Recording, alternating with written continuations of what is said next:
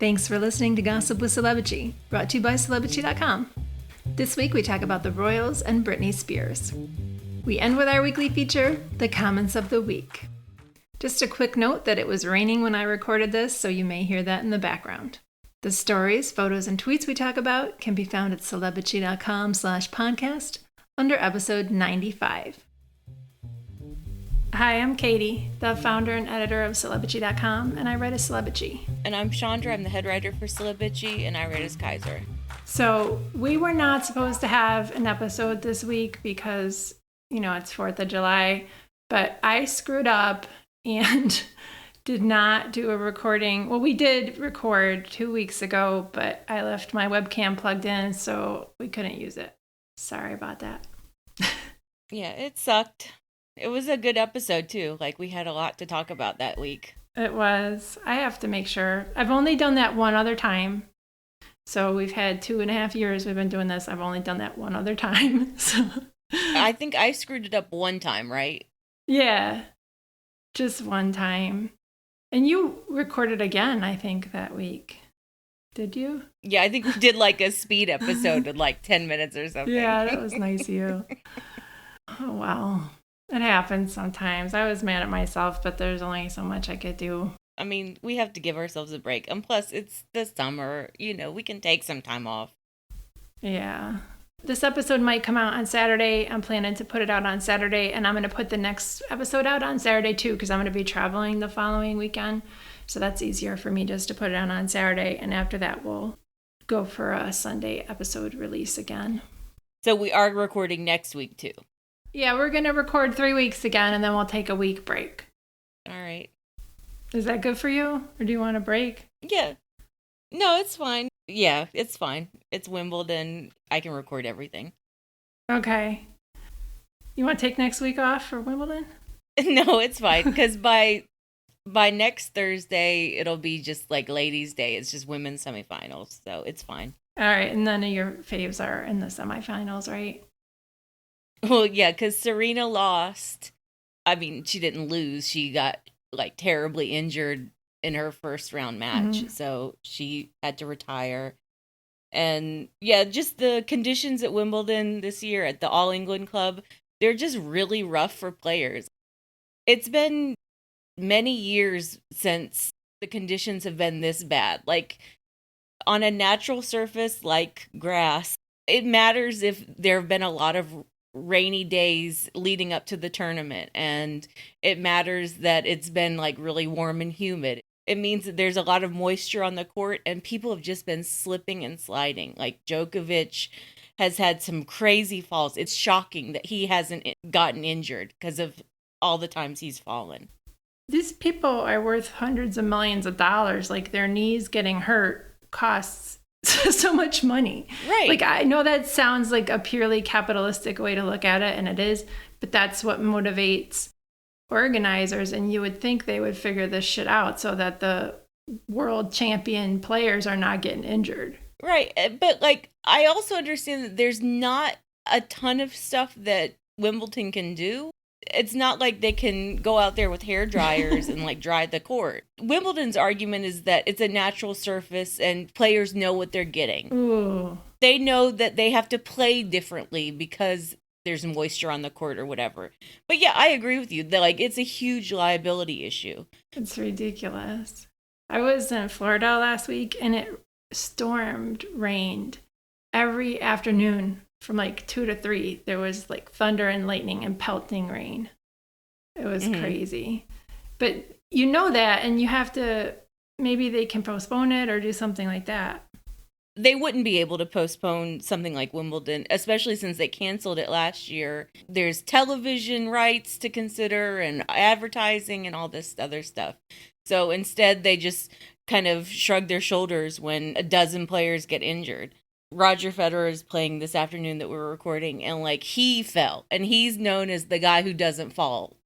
He's the guy who, whose footwork is impeccable. He's always manages to stay upright, and he fell. That's not fair. I think that there's something wrong over there. I'm just not a big sports watcher, but it seems so unfair to me. Yeah. There's one thing that I kind of wonder if it will ever happen, which is that a player just takes it upon themselves and like takes a few towels out to the grass and like starts wiping down some of the moisture. I wonder if that will ever happen. Does that even work though? Because how deep does it go? Yeah, that's true. But like, I would like to see a player just see if they could get away with it. Like making a performative thing of it. Yeah, and like maybe it would actually do some good. It would make headlines. I mean, people shouldn't be falling and slipping multiple times while they're playing. Yeah, and I mean, everyone is like holding their breath. But good tennis. I've been enjoying the tennis. Oh, that's good.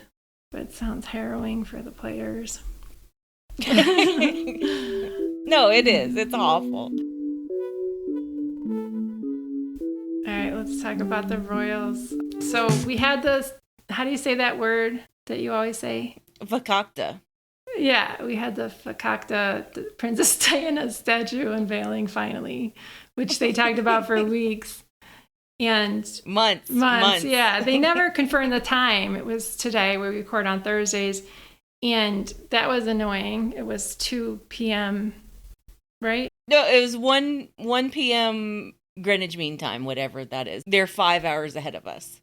Okay.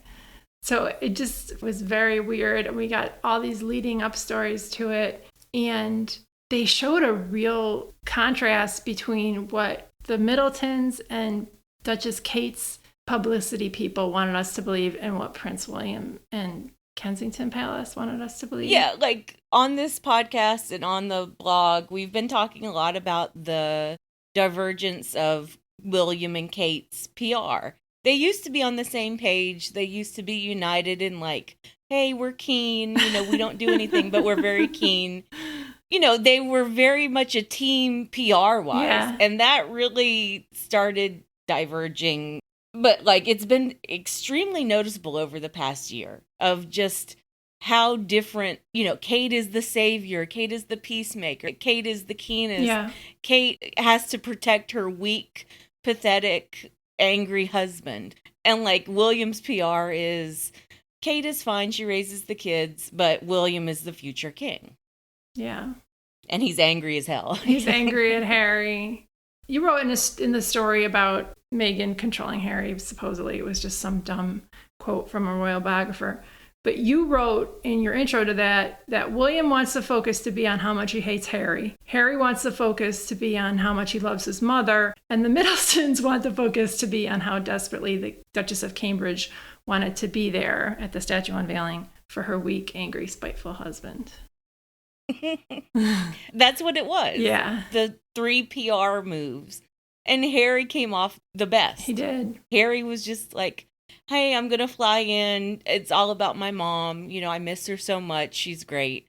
And like, he came in, did the statue unveiling. He even did a charity event that was basically something his mother would have done. Yeah, he did. He was working with sick kids. He spent tons of time with them. And then he's flying out. Right away. He's getting the hell out of Dodge. So we heard like over the weekend that Kate wasn't going to be at the statue unveiling and that the Royal Rota wasn't going to be invited. And they said that had something to do with the COVID restrictions. But then they also sort of half blamed Harry. Like, it was ridiculous. Yeah, like, I think that Harry and William were probably on the same page about not inviting the Royal Rota, the royal reporters. I think Harry was like, I don't want them there. And William was like, yeah, that's fine with me. They can blame Harry for that. And I think he'd be fine wearing that. But the whole thing about Kate not being invited, that wasn't Harry's call. No. That was William's call. He didn't want his wife to pull focus and act like she was bringing them together like she tried to do at the funeral. Mm-hmm. And that she was the center of it. Yeah. Like, William didn't want Kate to make an ass out of herself on his mother's birthday when the focus should have been on the Diana statue and these two brothers. Honoring their mom. Right. And we also got this crazy story about how Carol Middleton was like a second mom to William. And Carol like made him feel secure, comfortable, and protected. As like a preview of the statue unveiling, that was so gross and Oedipal. Yeah. Like, just the stories about how William feels about Carol.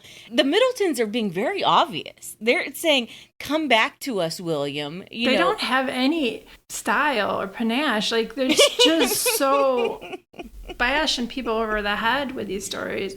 And maybe they tell it to the royal reporters, and then the royal reporters is like, oh, we can make it sound good, and they make it sound ridiculous. But however it's happening, it's real obvious. I tend to believe that the Middletons are being that obvious. Yeah. Like, I think Carol has no chill at this point. She's like, William needs to come back to me because I'm his mummy. And like, Kate is like, William needs to invite me to the statue unveiling. It's all about me. Well, Kate's moving to be with her mom, too. We haven't talked about that because we were off. But then there was that big story about Kate moving to Bucklebury, however you say that. It's Bucklebury, yeah. Okay, right. I was like Bury, I don't know. And to like help with the family's pot farm or whatever they're going to do out there. The story in the Daily Mail was that William and Kate are looking for like Bucklebury properties, and they're like looking at schools for George in the area. It was very weird. Like, they're looking at property, they're looking at schools. They might move into a royal property close by the Middletons.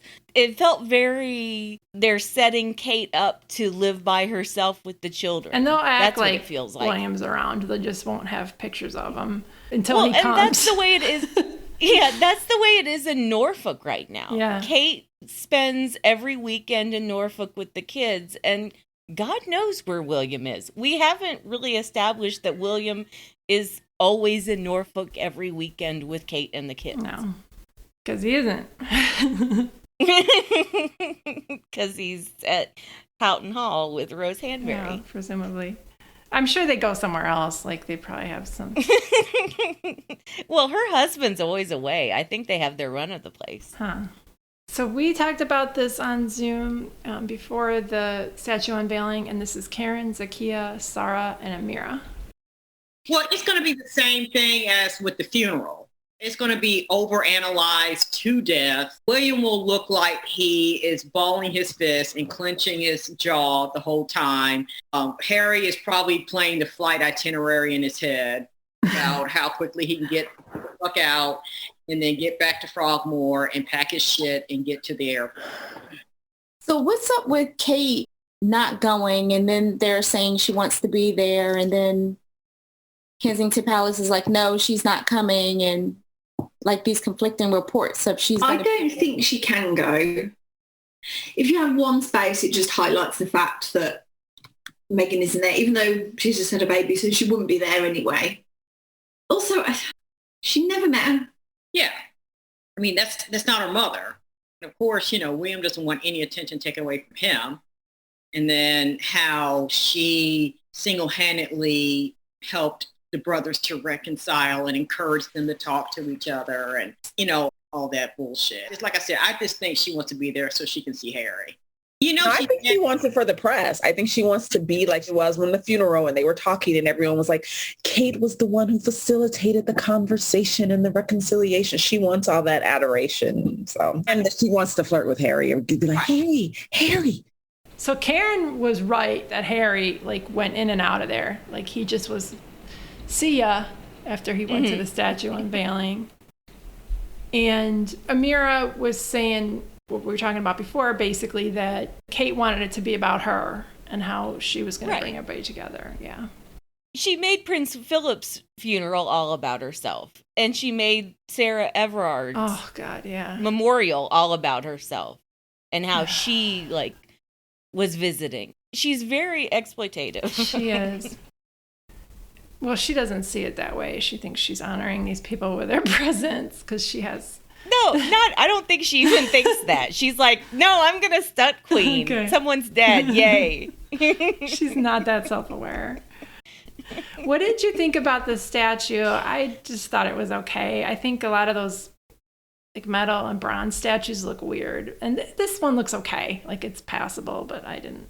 It's an okay statue. Yeah, it's fine. They got the proportions right. Yeah. They didn't make her hair too puffy. I was really worried what her hair was going to look like. They did it a little bit longer, like she was wearing it, in the last years. Okay. Yeah, the face, I don't think he got the face right. Someone said that she looks like Martina Navratilova. She doesn't look freaky, at least. Like, I was thinking of that bronze statue of Lucille Ball, where her face looks... Or Ronaldo, that poor that bust. Yeah. The bust of Ronaldo is famous for how terrible it is. Yeah. But yeah, it looked okay. It's not fabulous. I think it needs to be carved out of stone or something to look artsy and not weird. I don't know. I don't understand why they need like that representative of Diana. You can remember your mother by like doing an abstract art piece or just putting all of her favorite flowers, which they did. Yeah. They put all of her favorite flowers in the sunken garden. I was going to say, we planted trees for my grandparents in the years after they died. So yeah, something like that. They could have had a whole garden designed, but then they have to upkeep that. But yeah, it was all right. And like you said, Harry came in and came out, and he was Harry. He's not mad. He was smiling. And William did okay, too. I was looking at the pictures that came out later. He looked like he did okay. Yeah, he didn't look halfway as tense as Philip's funeral. Like, Philip's funeral, he looked like he was about to grind his teeth down. He looked the same way in Scotland with Kate. Could be a thing that he's having serious marital problems, and that's what we're seeing. And then it's not so much the rift with his brother. Well, I think he hates Harry too. I mean, he hates Harry and he's miserable with Kate. I think both things can be true. True. Well, I'm sure we'll hear all about it. The stories to come from the royal reporters. By the time the podcast comes out, we'll have 1 million stories about what really went on behind the scenes and how William was really mean to Harry and Harry deserved it. And Harry was like, oh my God, I have to go cry to Meghan. Yeah. Meghan ignored him because she's caring for the babies. All right, let's talk about Britney Spears. So we finally heard from Britney Spears. Like, we haven't heard directly from her. We've heard that there's a company running her Instagram, so it's unclear whether she's the one releasing everything on it. And we finally heard from her in testimony from her conservatorship. And we talked about Britney in episode 82 that came out in February around the time of the Framing Britney Spears documentary. And in that episode, I talked to Lisa from the Eat, Pray, Britney podcast about Britney's conservatorship and conservatorships in general and what that means. So Britney's been in this for 13 years. We haven't heard from her what she thinks of it, and it's worse than a lot of us thought it was, at least according to what she said. So let's see. I don't know what to say next. Go ahead. I can chime in. How about that? Okay. Yeah, it was bad. Like, I felt like I was one of the few people who was always like, her dad controls everything. And people are like, no, she gets to say what she does and she gets to pick her own boyfriends. No, she doesn't. She never has been able to do that for the past 13 years. Yeah. Her boyfriends are vetted and selected by her father. I think she's doing great with her current boyfriend, Sam Asghari. Yeah, he seems like a nice guy. Yeah, he seems like he really cares about her and he's on her side. Like, so the worst part was she says she has an IUD and she can't get rid of it and she wants to get married and have kids, and the people running her conservatorship won't let her. Right. She wants to get her IUD removed and she wants to just be able to hang out with Sam and go places with him without her dad's say so. I mean, I thought one of the worst parts was actually when her dad just punished her for saying no to the Las Vegas residency and like basically institutionalized her as punishment. Yeah, and they put her on lithium and they put her in a mental health facility for 4 months. And we heard that that was happening, but it was hard to verify because it was all these real insidery sources and it was coming out on podcasts and stuff. So it wasn't hitting the mainstream celebrity news yet. So it was hard to... Yeah, well, I mean, I remember the institutionalized stories, and I mean, it was like People magazine. They were getting out Jamie's version. Yeah. Jamie's version of events was that Britney was having trouble with her medication and she was just in there to have her dosages checked or something like that. It was a good cover story and I actually bought it at the time. Yeah. But yeah, it turns out that it was directly punishment. In this testimony, she said that she wasn't even allowed to get her hair and nails done for a year. We've been in a pandemic, but people have been getting their hair and nails done for the past few months, especially celebrities. And she can't see certain friends she's met. You know, it was really controlling. And she said she just wanted to be free, basically, and be able to ride in her boyfriend's car, get married, and have more kids, you know, because she wants more kids. And it's sad. I mean, she's 39. She's been in this for 13 years, and her kids are 15 and 14. So she's missed almost all their childhoods. I mean, she's been able to see them, but it's been controlled. Yeah. I mean, like, to hear Kevin Federline tell it, they do share custody. Like, yeah, she gets a lot of time with her sons, but it's never been like a legal, organized joint custody arrangement because she's in the conservatorship. It's basically at Kevin's discretion. Yeah. And he has seemed like he's stepped up and been a decent co-parent and father to those boys, but it's a real mess. It is. And like, okay, so she just lost in court. Her lawyer is very bad. She needs a new lawyer, and she needs to actually start filing the paperwork to terminate her conservatorship because nothing is actually going to move until that happens. There was a petition from November of last year to have her father removed as the co-conservator along with Bessemer Trust, but that was just denied. And it's not getting the conservatorship itself removed either, which you were saying she didn't even know that she could have her conservatorship removed. Her lawyer didn't inform her of that, and she said that in her testimony. Right. That was at the very beginning of her testimony, was that she didn't know that she could actually file to terminate. Britney is very tired of the medical side of it. She doesn't want to be tested on. She doesn't want to have to do hours and hours of therapy every week. Yeah. She doesn't want to ever be on lithium again, and I agree. But that's for her to decide. Like, people have bodily autonomy and autonomy over their medication, and she's been making hundreds of millions of dollars for people for years. And that's what this is all about. She should be in control. If she wants to go off her meds, that's her own decision, as long as she's not a harm to herself or others. Yeah, she needed help in 2008, but she didn't need a conservatorship. This is... No, yeah. I do think she needed a conservatorship then because she was a danger to herself and not others. A conservatorship, though. She needed something that was less permanent. Like, maybe she needed help short term, but that should have ended. Yeah, like, and I think that that's the issue of conservatorship law. That's the issue of disability rights law, or lack thereof. Maybe this will help make some really needed changes to that legislation around that. Yeah. Yeah, I hope so. It really shows how abusive some of these situations can get when this woman who's hugely famous and has so many millions of dollars is having everything controlled, and it's in the press and she can't get out of it. And a lot of people were comparing Britney's situation to Kanye's situation, where Kanye is, you know, having these episodes, these manic episodes for several years. Not like consistently every day for several years, but he'll have these episodes.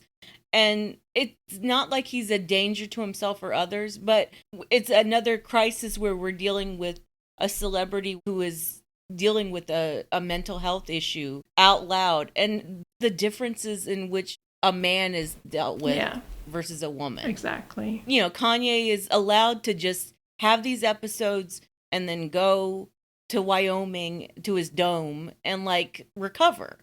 And he still has autonomy. And Britney has not had any episodes, any huge public health issues or mental health issues in years. And she's not allowed to just go away and do her own shit.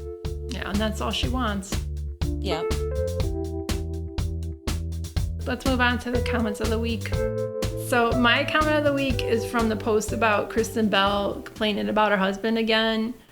Those two don't need to be married. They hate each other. Yeah, drink only Coke. Yeah, they do. They do. They always complain about each other. And I don't even listen to his podcast, but people who listen to his podcast said that he admitted he went away for several days to a hotel recently. Well, and his co-podcaster, she's into him. Like, they're into each other. Yeah, she openly flirts with him. What's her name? Monica Padman. And yeah, it's very bizarre. And she has a new podcast with Kristen now. Monica does. And Kristen calls Monica her best friend. It's very messed up. And they're like, yeah, she's the third person in our relationship. Ah, ha, ha. They do say that. So Kristen was saying on the Ellen show that she does therapy separate from Dax now. I think their therapist just wanted to charge them for separate sessions. And she also said that if you live with somebody, you'll find them annoying no matter what. And my comment of the week is from Girl Ninja. And she said, I don't live with either of them, and they annoy the shit out of me. Yeah, I always thought Dax was the better one. No, he's an asshole, too. Of the couple. Yeah, and he's an asshole, too. He is. But, like, maybe it's the kind of thing where they just kind of cancel each other out and they can just be assholes with each other. Together. Publicly. Like, we don't have to pay attention to them. But they want us to. I know everyone likes to. All right, my comment of the week has some backstory because the Countess of Wessex, also known as Sophie, she has been fucking bonkers for the past few months. And, like, she's been going on a grief tour. Yeah. And she's been giving all of these interviews. And so has Edward. But mostly Sophie. And, like, she's basically trying to become a star because Philip died. And, like, she's grieving for him publicly. There was one story where it was like, the Countess of Wessex has been giving all these interviews because that's what Philip would have wanted. And my comment of the week is from Zap Brannigan, who wrote, "Cut to me eating my second donut of the morning with a tear in my eyes. It's what Prince Philip would have wanted." And then Zap Brannigan made a really good point. She said, "I have a relative that pulls out the 'it's what so-and-so would have wanted' about a deceased family member anytime she wants to manipulate people into doing what she wants. Dead relative seems to have a lot of opinions on soft furnishings, painting the kitchen, and holiday destinations." I've never heard that before, and it's ridiculous. Oh, they would have wanted it this way. You say that when you play their favorite song at the funeral, not when you're making personal decisions. Like, oh, they would have wanted it this way, so you have to agree with it. Like, or like if your granny was very fond of your boyfriend, you would say like, "Oh, I'm marrying him because that's what my granny would have wanted." Something like that. Something big. Yeah. Like a big life decision that granny had a lot of like say in, or she like really knew the person well. Not like Prince Philip really would have wanted me to give interviews. Saying we don't know who Oprah is. Yeah. Sophie would go on Oprah in a heartbeat. Oprah doesn't want her. Philip would have wanted her to realize who Oprah was so she could go on the show. She's just as bad as any of them. And she didn't seem like she was because she was trying to lay low. But the side eye she gave the Sussexes at the Commonwealth Day, that was really obvious at the church there. Yeah. And like, I used to give Sophie the benefit of the doubt too, because I thought she was, you know, just kind of above it, a little bit classier than Kate and William. That bar is low. But still. But she's really not. Like, the Edward and Sophie are like trashy. Yeah. Like they're seriously trashy. And I think they're broke. I think that's why they're hustling so hard right now. That's interesting. I never thought of it that way. Because Charles controls all the money. I guess that's why they're sucking up to William and Kate right now. But who knows? Oh, that makes sense. All right. Well, thanks for listening, bitches. Thanks, bitches. Thank you for listening to the Celebrity Podcast. Please rate, review, and subscribe wherever you listen. If you like us, please turn off your ad blocker when you visit our site. You can text us or leave a voicemail at 434-218-3219. Our music is from AA Alto, Maiden, and via Premium Beat and Sound of Picture. Thanks again.